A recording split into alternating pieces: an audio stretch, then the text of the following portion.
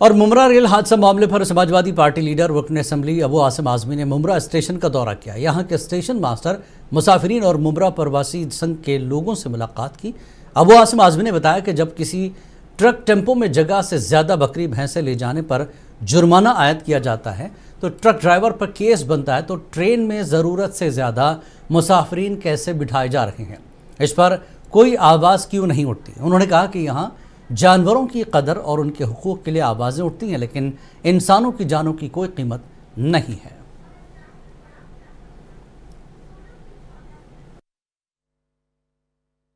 क्या है कि लोगों को जाना है, बेचारों को किसी तरह पहुंचना है, लटक के जा रहे हैं, जानवरों की तरह जा रहे हैं। मैं सरकार से कहना चाहता हूं, अगर गाय और बैल और भैंस जाते हैं ट्रक के अंदर तो इतनी चिंता है कि उसको रोक करके चेक किया जाता है कि इसमें 9 बैल जाना चाहिए तो 9 से 10 कैसे चला गया, 5 भैंस जाना है तो 6 भैंस कैसे हो गई। जानवरों की इतनी चिंता।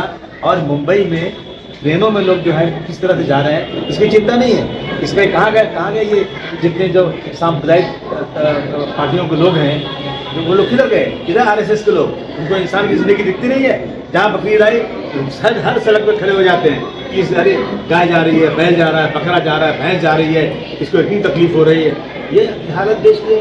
अभी इसको बहुत सीरियस लेंगे हम लोग, और हम अभी मिलेंगे जनरल मैनेजर से। इसका अभी सेशन शुरू होगा पार्लियामेंट का। मैं यहाँ के लोगों को डेलीगेशन लेके जाऊँगा।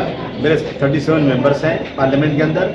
हम रेलवे के जो मिनिस्टर हैं उनसे बात करके धरना देंगे, लेकिन अभी इस तकलीफ को दूर करेंगे। हर महीने यहाँ 3 से 4-5 लोग मरते हैं। ये बहुत अफसोस की बात है।